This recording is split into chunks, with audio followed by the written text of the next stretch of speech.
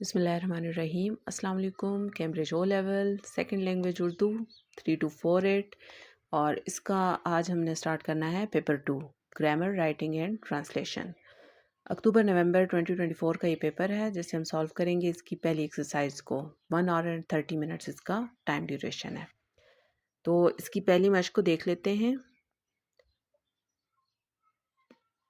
مشق نمبر 1، اس کا سوال 1 سے 5 تک یہاں پر ہیں، اور ہر سوال میں دیے گئے پہلے جملے کو پڑھ کر دوسرے جملے کو مناسب لفظ یا الفاظ کی مدد سے اس طرح مکمل کیجئے کہ اس کا مفہوم نہ بدلے۔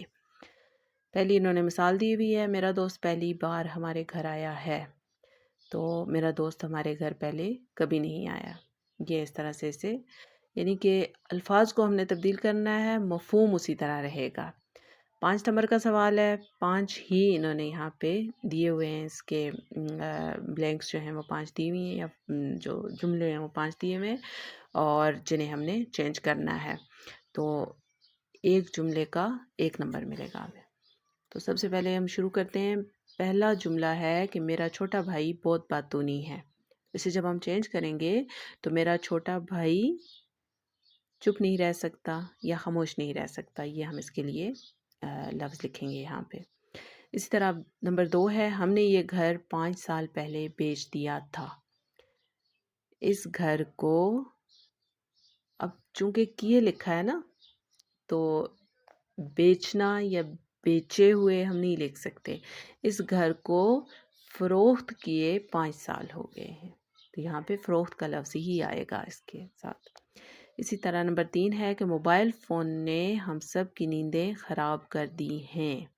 اس کو جب چینج کریں گے تو ہم سب کی نیندوں کی خرابی کا ذمہ دار موبائل فون ہے۔ خرابی کا ذمہ دار موبائل فون ہے، چونکہ وہی لفظ ہے، خراب ہے، تو یہاں پہ بھی ہم اسی کو استعمال کر دیں گے۔ نمبر 4 ہے، کاروبار میں کبھی کبھی نقصان بھی ہو سکتا ہے۔ کاروبار میں ہمیشہ نفع نہیں ہوتا۔ اسی طرح آخری ہے کہ بے گھر شخص نے رات باہر گزاری۔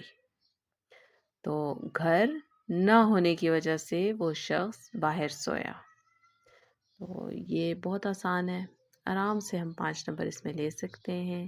صرف تھوڑی سے الفاظ کا انتخاب اچھی طرح کرنا ہے کہ کون سے لفظ کے ساتھ یہ جملہ بہتر لگتا ہے اور اسے پڑھنے میں اچھا لگتا ہے۔ تو یہ تھی ہماری مشق نمبر 1۔ اس کے بعد انشاءاللہ ہم مشق نمبر 2 کے ساتھ اگلی ویڈیو میں آؤں گے۔ Thank you so much.